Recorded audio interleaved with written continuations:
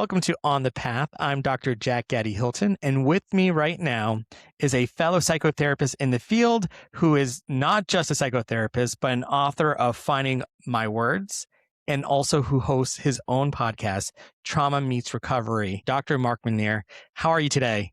Good, Jack. How are you? Very well. I'm glad it was so easy to track you down and to convince your people to talk to me, and your people being just you. So I appreciate that. Exactly. So talk to me a little bit about, you have this new podcast, Trauma Meets Recovery. What made you decide right now I'm going to start a podcast? That's a good question. The origins of that, Jack, happened, two things I'd say. It happened in my childhood, but it also happened in my recovery. So it was about 11 and a half years ago.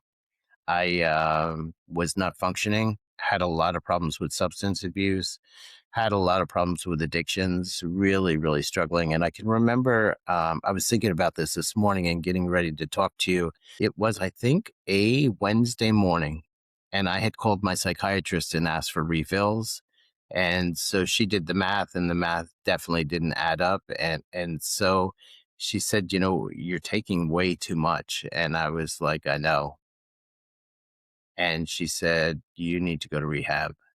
And so not something that I was looking forward to that day. I was looking forward to going to the pharmacy and getting more medication and to dull the pain. And so that ended up where I ended up 3 months in rehab.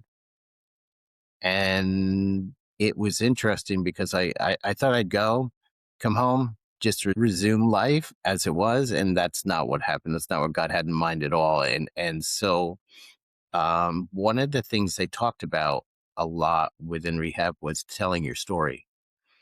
And my story was a story that I was like, no, I'm not going to, I couldn't even think about a lot of it without too much overwhelmment in my body. And so as the medication, and I talk about this in the book, that as the medication was coming out of my body, the memories were coming back with a vengeance. And so there were a lot of different stories that I tell in the book. One of them, when I was 4 years old, my dad force fed me carrots.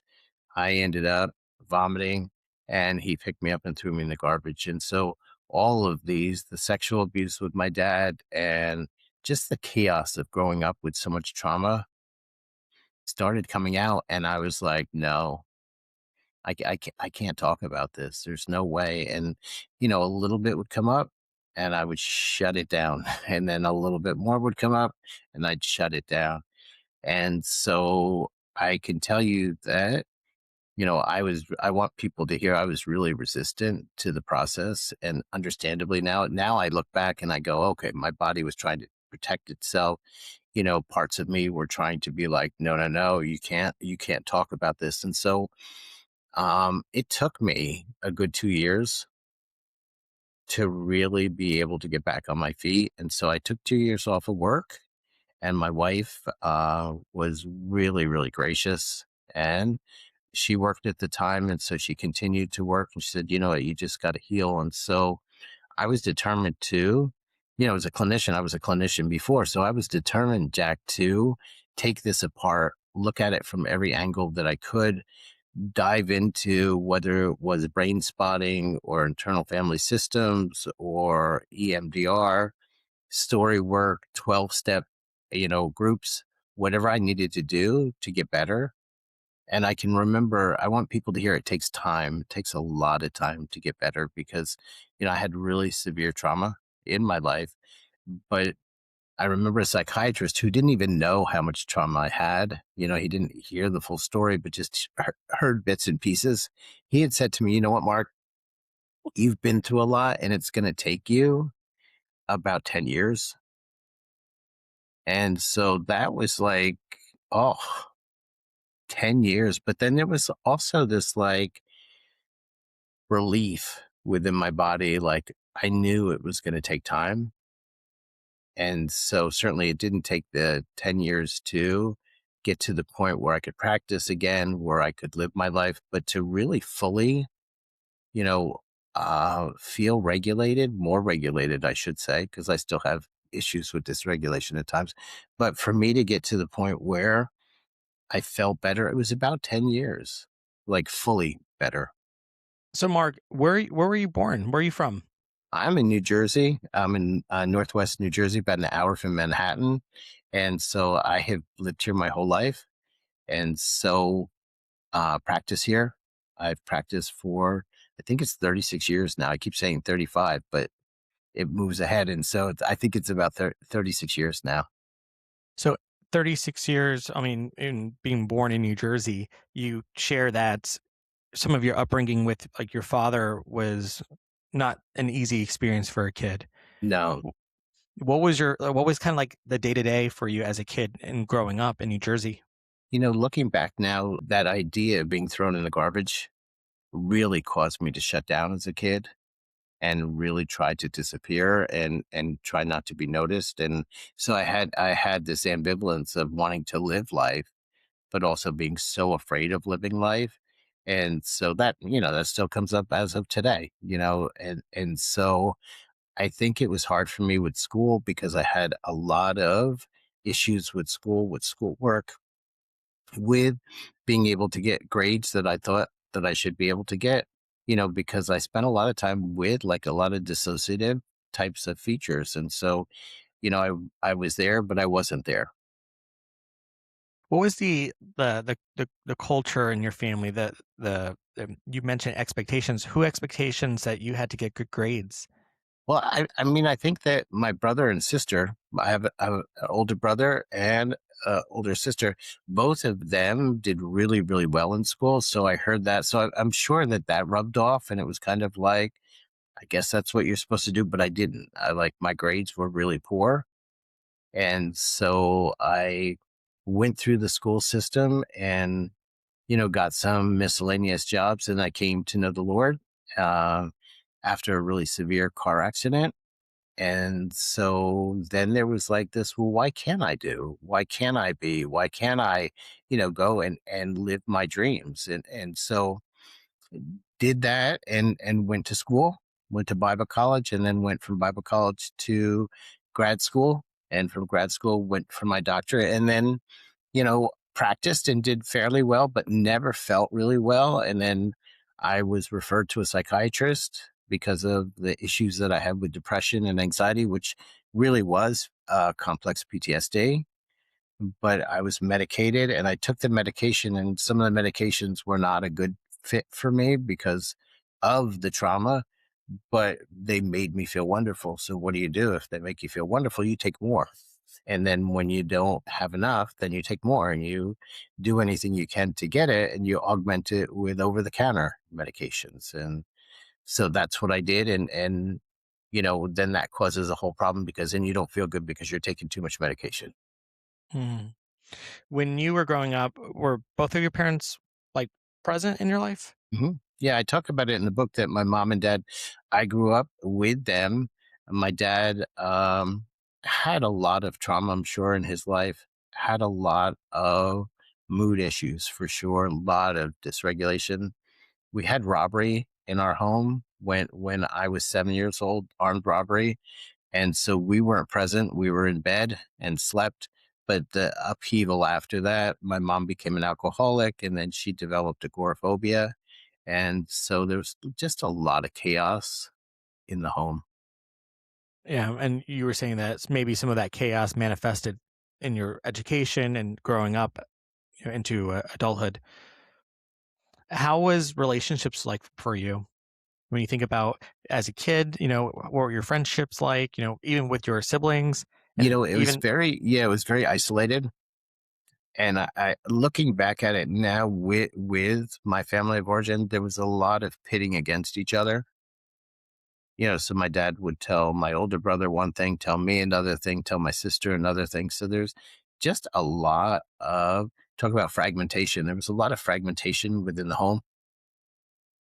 And so I always loved being around people, loved socializing, but that wasn't something that was really celebrated well. It was really something to be frowned upon. My dad had, looking back at it, Jack, my dad had a lot of paranoia. And so with the robbery, the paranoia just grew that much more. And so it was a very closed system. Okay, so really your family, that's who you're going to be friends with. Yeah. So you mentioned, feeling that you were in this internal like competition with yourself, essentially feeling that like your siblings were getting good grades. You felt like you were doing maybe double time just to earn a positive grade that was enough for you. You went out and got a doctorate. Not a lot of people can do that. Why? Why the doctorate? Why therapy? What brought you towards that direction? Well, that's a great question, Jack. I went to Bible college, and in I think it was my senior year of Bible college, I was having a lot of problems emotionally with anxiety and depression. And Debbie, my wife Debbie, had suggested a therapist that she knew, and who had actually taught at the school prior to when I was there. And so I had gotten in touch with her and started therapy with her. And it was just a life changing situation for me. Like I was able to begin to separate and kind of be my own person from my family and from some of the dysfunction. And so I saw how helpful it was for me. And I was like, you know what? This is what I want to do. And then I was like, oh, but there's a lot of school. And so I pushed ahead and was able to do it, and not easily. It was really, really hard for me. And within that period of time is when I started with medication. So, I wasn't abusing it at that point. It was somewhat helpful, and so I was able to get through. I pushed. I was really determined to do it, and was able to do it, and really had my sights. Felt like if God was calling me to do this, this is what I was going to do, and so I was able to do it. How did you sit with Bible school, then mental health? Was there any conflict internally of like, this should be resolved? Or even that I often find with, especially, Christians, especially that I can't talk bad about my parents, even if they're maybe a source of my pain. How did you sit with all of that? The Uh, intersection of faith and mental health, but also maybe that wound of this goes back to my formative years. Yeah, that's such a great question. It's a complex question. I'll try to do my best to answer some of it. I think that I went to a conservative Bible college, and it was really, really good teaching, and I learned so much. On the other hand, I think that mental health was that was the era then too. It's kind of pushed to the side, and it was just for those people, those people. And I guess I said to myself, I guess I'm one of those people because I need it. And so again, pushed forward with it, began to separate. I didn't feel like I shouldn't um, be talking about some of the things that went on at home. I was guarded about certain things and wasn't able to talk about them. And some of the stuff, to be honest with you, Jack, I wasn't even aware of. I had repressed it so deeply that it wasn't until I went to rehab that some of the really hard, difficult stuff kept popping up, and I had nowhere to go but to deal with it. But I think that there is that, and we see that in practice. We see as people with faith come in, there's often that struggle. What do I do with this? Because everything is supposed to be really good, and it's not. And so that's one of the reasons why I wrote the book, is to say, like, I'm a broken human being. I will be broken until the day that I see God face to face, and that's okay. It's okay with me. That I'm on this journey, and I have a lot of depression still at times. I have a lot of anxiety. I have a lot of trauma symptoms. I live with those, but you can have a good life and still have all of that. Mark, to write a book and to even confront maybe again, I didn't even ask this, so I'm assuming you wrote a book about maybe people who are still part of your life. That's not an easy thing to do. How did you push through some of that and still get your voice heard and tell your story? My mom and dad had passed away. I did write in the book that my sister and my brother had their stories, and their stories were their stories, and I would leave that to them. So I was careful with that. I think that it was hard because there was like, ooh, I'm going to write that story. So what I did was just from a practical, and maybe people can do this if they're hearing this podcast, not to write a book necessarily, but to just kind of collect stories. And there were just so many, Jack, that I was like, which ones do I even begin to pick? And so I sat down with Debbie. Debbie really helped me with it. And we just sat down and I would say, well, maybe this story. And she would write it on an index card. And then I'd be like, oh, maybe this one. I'd write that down on the index card. And so I just collected index cards with stories and then sorted through and had people help me, to organize it into a book. To see your story on those index cards, what was that feeling like for you? And I think that that was part of the healing because I would notice my body would be like, and go really, really like activate. That's what I would say, that it would really activate and then it would calm down. So all of this was like part of my healing, but it was not easy. And I don't want people to think that it is easy because it's hard, but it's definitely worth it because, your body begins to relax as you talk about the things that it already knows. And to have somebody like your wife be able to join you on that journey, that must have been something of comfort. Yeah, I have been really, really fortunate, really blessed because my wife has been very supportive. She was clear, like, there's certain things that you need to work on, and I'm going to allow you and hand that to you to do. I'm not going to step into it. And I think that that was really healthy. And, I was able to own my brokenness, but I was also able to own steps to healing, if that makes sense. And I also, I can remember the day before going to rehab, I was like, oh, and I had contacted my daughter, Emily, and told her. And, I say in the book that everybody around you knows that you have a problem except you, and so she knew. And I remember her texting me and just saying, I'm so proud of you. And that meant the world to me. Hmm. And speaking of family, you just had a new one, right? Yeah, I have a grandson that is the joy of my life. I just spent about 12 days with him, and so yeah, that it's funny, Jack. I'll tell this story. I don't think I've ever told it outside of our family. That there was an exercise of how I would like to see my life, and I was to draw it at a dinner table. And so I drew a picture of my daughter and her fiance. And then I drew a picture of a child, which is grandchild, and then my wife and myself. And so I have it in my office. It's wonderful because it's just kind of like, that restoration process that God does is just phenomenal, but it takes time. And I want people again to hear that because I think that we live in such a society that it's like, well, how many sessions? 2 or 3? And it's like, are you kidding? Like, you need to put the work in, as as a therapist and as somebody who's done work yourself, you need to put the work in. So anyway, the podcast came about. I started doing podcasts with the book. People would invite me to do podcasts to talk about the book.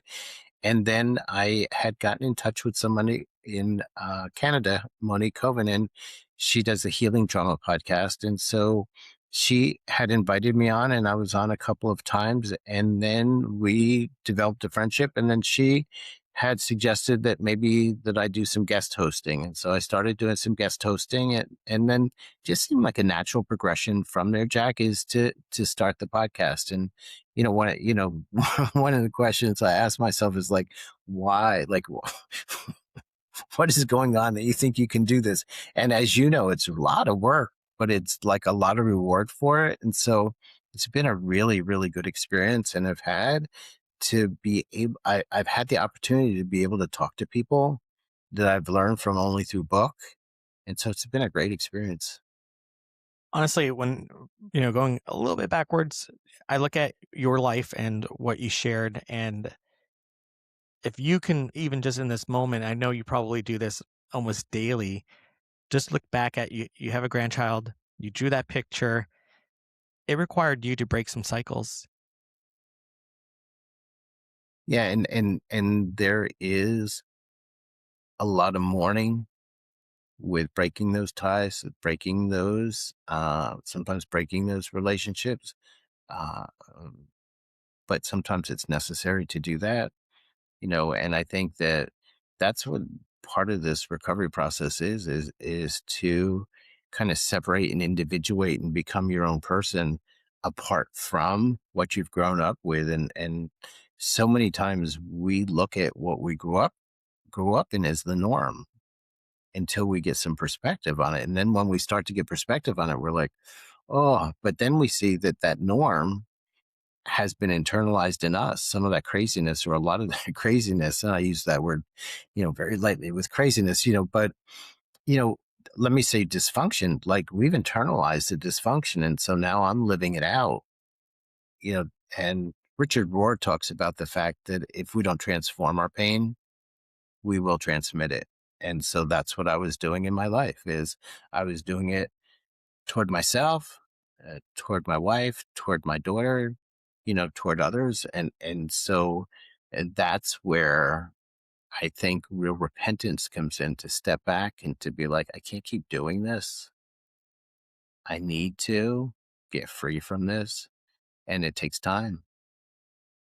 And self-compassion and that Yeah, feeling and that you deserve it. yeah, that's such a good point. I was thinking about that when I was talking about that idea that when you haven't been treated with kindness, you don't know what kindness looks like toward yourself. And I was talking to somebody the other day, Jack, and I'm good with other people, not so good sometimes with myself. But that idea, he was talking about how his dad like beat him up and emotionally would beat him up. And I said, it sounds like, you've taken the boxing gloves that your dad used and now you've put them on and now you're beating yourself. And he said, yeah, I don't know any other way. And I would say for myself too, so many times I see the self-talk and I see this stuff that I'm saying, and it's an inner critic that just is developed from where I came from. I had a medical director back in the day, and one thing that I always quote from her is, "You don't know what you don't know." And now you know. So you're like, how do I, instead of beat myself for what I know, how do I move forward with it? Yeah, it's like riding a bicycle. Once you learn, you know how to do it. Like it's second nature. You just get on. You don't even think about any of the things that you originally thought about. But I don't know if you've heard about the backwards bike. I was talking. I'm not going to take credit for this. I was talking to Tim Fletcher, and he was talking about, the fact that it takes so long to unlearn these things. And a backwards bike is just everything goes backwards. So you turn to the right and it goes to the left, and so it takes forever, practically like 6 months, a year, to learn how to ride this because your body, your brain, everything is synced with this bicycle that you've been riding since an early age. And so that's a good picture, I think, of that idea that we're so conditioned and it's in us and it just is second nature. And so we have to relearn, and it's a hard process. I sometimes jokingly, with some of my clients I've had for a while, teach them just to do the opposite of what comes naturally to you, as a way to just begin, you know, getting your brain familiar with the idea that it's okay to choose the different option. Yeah, and that idea of, feelings are really, really important, and we can't discard them, but we can't necessarily go with what they're telling us to do at times because, and that's I think the part of recovery that is so crucial is to be able to hold those emotions, notice those emotions, appreciate those emotions, but not necessarily do at times what they tell you to do. One thing I admire about you is, you have been doing the Trauma Meets Recovery podcast, but you've been doing this before, so you didn't mention that you were guest hosting and interviewing so many people. I can always count on you to throw a quote or name a name, sometimes of people I don't know, and you're like, Jack, how do you not know these names? You know, you've and done then a I lot, but and that's then I and then I text you. I'm like, all right, do some research on the side. All right, but it's just a testament of like you've allowed yourself. I really love just this concept of like sometimes we want to go back or we wish we did. I wish I was back to where things were, or that person that I used to be, and you can't go back, right? You can't go back to who you were or when things seemed okay, and chances are it wasn't okay. You just got familiar with it. Yeah, You it, know, it it it felt like the norm. it felt like the norm. You can either get better and allow things to be used to mold you for greatness, or you can be different, or you can get worse. And it seems for you and your testimony and even the things that you've accomplished, you've allowed yourself to move forward and get better, whatever that looks like for you on a day to day. Yeah, and I think that one thing I got from my dad, and I want to acknowledge that, is my dad was a very determined man, and so I think I got a lot of that from him, and so I have learned to push forward with things. I can tell you, Jack, there were mornings when I didn't even know how to get up and put one foot in front of the other when I first got out of rehab. Felt so scared, felt so defeated, felt so out of place. But that's, where God meets you in those places and you don't even know it at the time. Like, and so, for me looking back and being like, yeah, I can get up fairly easy now without tons of anxiety, without tons of fear. Some days I do have some, but I can push through it, whereas I wasn't able to before. Again, I'll just keep, bringing this up because I don't think it goes without saying, or even I don't want it to be taken so lightly. There hopefully are going to be a lot of people watching this, Christians, not Christians, trauma survivors, even people who know somebody who survived trauma. And to be a doctor, to be an author, to have a podcast, and to come to a place to have learned to be vulnerable and not bypass what happened to you, and to share your story in a way that so many people can maybe resonate and connect to, and maybe feel like, okay, if this therapist, if this doctor, if this podcast host could be used in ways that I've limited myself, or said that that's off the table, I can't ever get better, to be able to be vulnerable about and not bypass or mask, the fact that you had used substances, went to rehab, had trauma, and if you read the book, trauma that a lot of men in particular would really not be front and center, like disclosing that vulnerability that you share, is connecting so many people to you. And I hope you realize that. Thank you. Thanks. I appreciate that. I think that I just want to sit with that for a moment and not just run away from it, but appreciate that, Jack. I really do. I think that for people to hear, there was a lot of, no, I'm not talking about that. No, I'm not talking about that. No. And then to get to the point where I can talk about a lot of things that happened and, with wisdom, and to, I can remember getting out of rehab and just listening to podcasts, and somebody would talk about being sexually abused. A male would talk about being sexually abused. And I was like, they can talk about this. That's where I was. And then I was like, well, they can, but I'm not. And then, to move to the point of being like, yeah, it really, you and I both love Janina Fisher and her work. She uses that word of fragmentation, or being fragmented from trauma, that's what happens as a result. And just want people to hear, I am fragmented and still struggle with a lot of things. And that's okay. And that I'm amazed that God uses me in that, and maybe because of that, not because I have it together. And doesn't disqualify you for being a Christian and loving God. No, and I think that so many verses I grabbed onto that idea that Paul talks about, when I am weak, then I become strong. It's like that doesn't do well for our egos, but it's really true.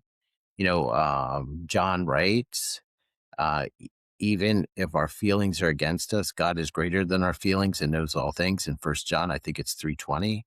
That I don't have to worry about those things, and I'm not saying that I don't. I work my way through them, but there's a lot of things that come against me. A lot of my own voice that's been internalized from my family of origin comes against me, and so you talk about faith and how do you like unravel that and delicately and carefully. And I have people in my life that are so instrumental, community in my life that I can say like, boy, I'm having a really Hmm.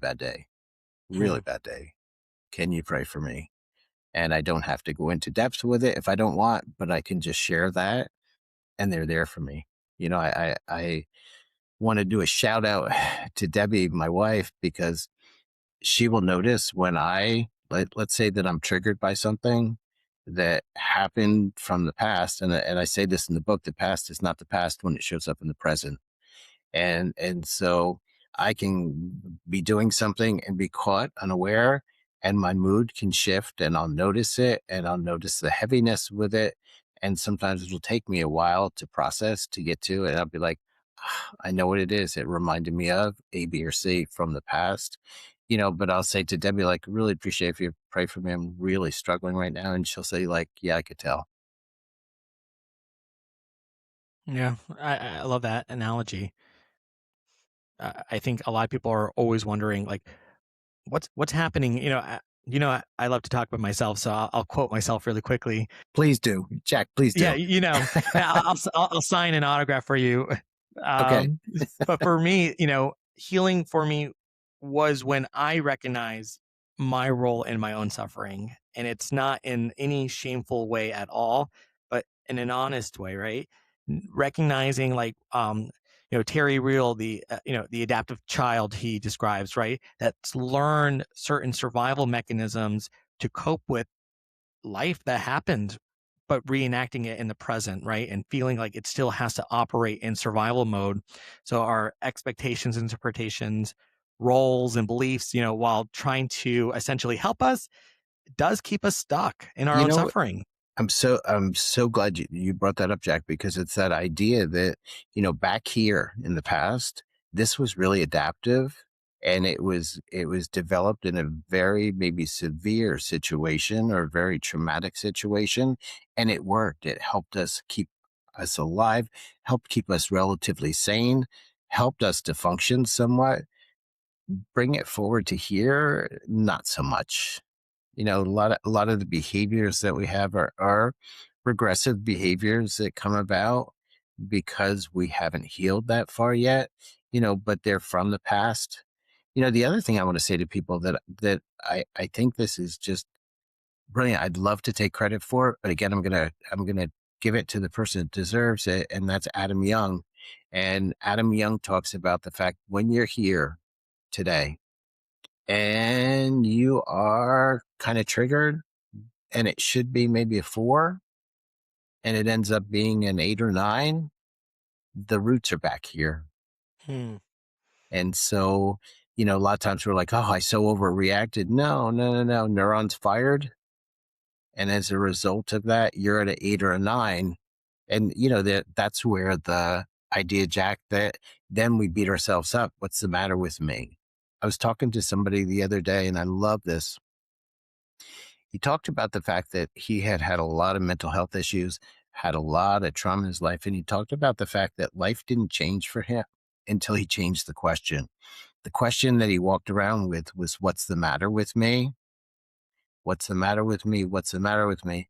And he said the day that it changed to what happened to me was the day things shifted for him.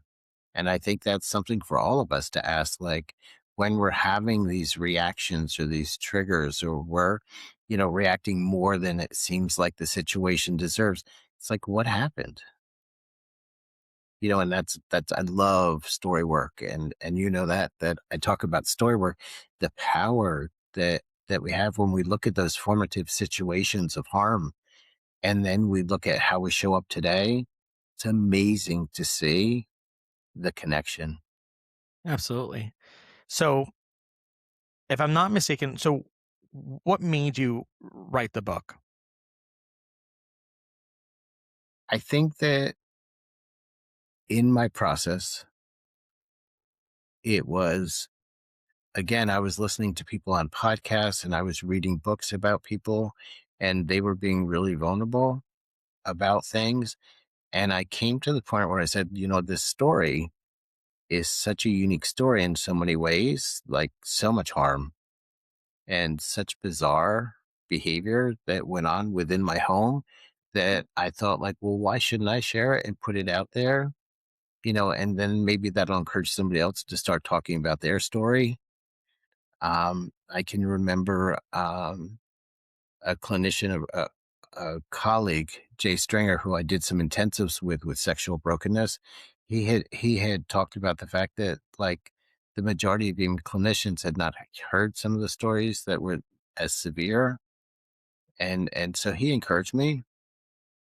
I was already in the process of it, but I felt real encouragement from him to write the book.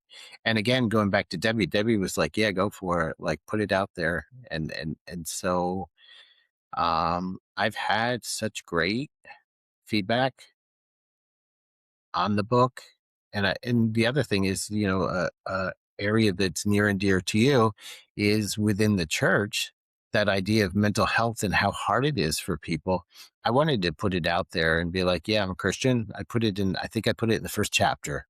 I talked about going to rehab and said that that was not something that I wanted to put on my resume, but here it was, and so I want people to know that there's people out there that struggle with substances, that they struggle with addictive behaviors, process addictions, we call them, things like that. And it's okay. Like, find even one person to begin to talk to a little bit about it and see if they can hold it, because the power is in being able to, become vulnerable. And it seems like that's like opposite of what we need to do, but that's exactly what we need to do with jujitsu. I started doing jujitsu about a year ago. A counselor recommended it to me, and I was like, "What?" And he was like, "No, I think it'd be good for you." So again, being able to take risks and to jump into things that you're not comfortable with is key. With this process. But one of the things with self defense and jujitsu, our tendency is to want to back away from people. And if we can, that's great. But the problem is then that leaves us open to being punched in the face. If we move into the person, into their chest, they can't. And so it's counterintuitive to do that. And that's what a lot of this work is, including being told, like, maybe you should go into jujitsu. And I'm like, what? And then doing it. The first reaction a lot of times for us is like pushing things away, but sit with it. Sit with the recommendations that you get. That's what I'd say to people. Absolutely. I think I love that. I do taekwondo. So I now know don't tick you off because, tapping out might be in my future. But taekwondo, I grew up in combat sport because my uncle was a famous boxer and doing boxing and different forms of martial arts as a kid. But like to do something that's so uncomfortable for your body, right? There's times where I'm like, my ankle right now is like killing me or having to break a board, right? But like when you can get your body to learn how to adapt and find strategies to go through with things that doesn't overly exert it, right? There's ways to break the board that doesn't actually hurt you. There's ways to get yourself to balance and do some of the moves even when it's uncomfortable. Again, my ankle's always sore, but like the discipline to go there even when I don't want to and get it to regulate, get myself to focus, get myself to begin to do some of whatever kick I'm doing. It, there's a lot of things that's being disciplined even in the background, and that's like our mental health. When we begin to do patterns that is so unfamiliar but we know it's important or it's adaptive, well, healing begins that way. Absolutely. Absolutely. No, I love that you do Brazilian Jiu-Jitsu. That, yeah. And then when you're a sensei, right now you're going to be a psychotherapist helping people, and then a sensei helping Yeah, people sure. do But things. That in my next life, that'll be. But and part of it too, and I'm sure you've experienced this with martial arts, is you really stink at it. You're like terrible, and it's like I think in some ways, each step that you go up, you realize how much you don't know. And so the thing with jujitsu is they talk about your desire every year is to suck less, and it never happens because you always are doing new things, and so you always realize. But for me to be able to go and my instructor Alex Kennedy is a black belt, and he talks about the fact that mistakes are okay. Like we're just here to play, and that's what I need to hear because there were times when mistakes cost me a lot in growing up, like at the kitchen table and being thrown in the garbage. And so my whole system is like, no, no, no, I got to do things just right, and I got to perform just right, and I got to, and so there's that taking that in and actually starting to believe it's okay just to show up and not to have to perform and to be really awkward and to be laying on the ground with another guy, another layer with somebody who's been sexually abused, and to be okay with it and to be in control, to be able to tap and the person's attentive to you. and isn't that kind of the same in the therapy office? We allow somebody to Absolutely. be vulnerable in ways that they were never encouraged to. Yeah, that it feels dangerous to do it. Dangerous to share a family secret that's harmful for the individual. Yeah, Claudia Black talks about in her book on addiction, she talks about don't feel, don't talk, don't trust. And so what are you doing in the therapist's office? You're feeling, you're talking, and you're learning to trust. And it's a Powerful process. stuff. That's, yeah, Yeah. very powerful. What's something you want somebody to really take away from this? I think I said it a few times in it, but I'll say it again. Healing takes time and it takes a lot more time, but to enjoy the process, there's so much where we look at it and we're not looking at the journey, but we're looking at the destination. And I don't think for healing there's any such thing as a destination because you get to another level and then there's just another level of uncomfortability that you need to deal with, because then the real work starts when you start to feel feelings that you never had, so that's really uncomfortable. And so I would say that people need to realize that it's really hard work. Gabor Mate talks about really hard work if you don't do it, really hard work if you do it, but at least you're moving forward in doing it as opposed to staying stagnant. And the other thing is that we talked about earlier is you don't hurt people as much. I mean, we all hurt people, but we're not as hurtful to people because we're able to contain more of our own stuff and not spill out our harm on others. Such an important conversation.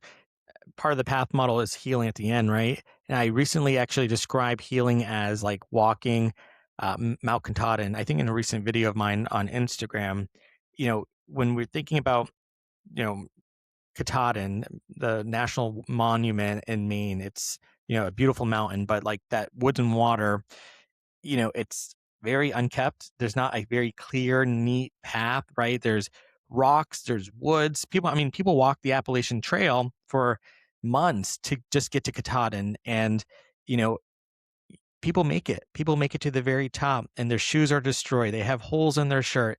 It wasn't an easy walk. There was roots, there was rocks, there was different directions to get to the an easier route. You have to climb, you have to do this, you have to maybe camp several days because you're not feeling good. But being on that path and moving forward is healing. That direction towards wholeness that doesn't come without blood, sweat, tears, wanting to quit, but not quitting and moving forward. That's healing. No one, I think this idea that it has to be pretty all the time or that you don't have remnants of the struggles, that's, I hope, a facade that people can move forward from. Absolutely. I think about how scripture tells us to look back at what God has done. And so many times people misinterpret scripture and say that the past is the past and that's it. Well, there's no such thing as the past because we're playing it out today, but that idea that I can look back and I can look back 12 years and be like, wow, there has been progress. And it's harder to look at yesterday and be like, okay, how have I changed? But when you have some time of healing, you can look back and say, like, wow, I'm not struggling with that nearly as much as I used to. It doesn't mean that I don't struggle with it, but I don't struggle with it as much. And I think that's where the gratitude comes in, to be able to look back and be like, I'm not where I want to be, but I'm certainly not where I've been. That's for sure. And to give yourself permission to sit with that. And also give yourself the permission to say, it's okay to have this. Yeah, Sometimes we carry like, I'm not worth it. I don't deserve this. right. And I think the other thing is that we have the harm that's happened to us, and then we have the struggle, and then we add more harm on us by being like, what's the matter with me? Why can't I?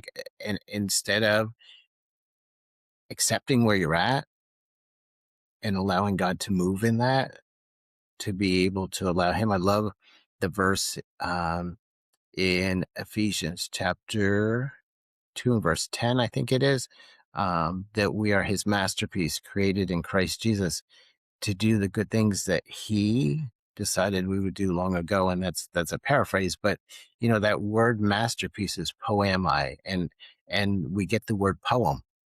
And so it has the picture that God is writing this poem with us. He's not in a hurry. He's not chastising us for not being where we think we should be. He is working, and I think of Philippians chapter 1 and verse 6, be confident of this very thing, that he who has begun a good work in you, he will, notice the he will continue it until the day of Christ Jesus. And so, a lot of this is being able to accept where we're at, to be able to develop and grow to where we would like to be. Mark, I truly appreciate you taking some time for me and talking on this podcast, sharing your story. I know that it's never easy having to remember some of the things that you've gone through. And I appreciate you continuing to tell your story to help people who haven't maybe felt that it was safe to take that step to tell their story. So being able to model that for them, I truly appreciate that. Jack, any time for you. Thank you so much for joining us in this episode of On the Path. I'm Dr. Jack Gaddy Hilton, and I'll see you next time.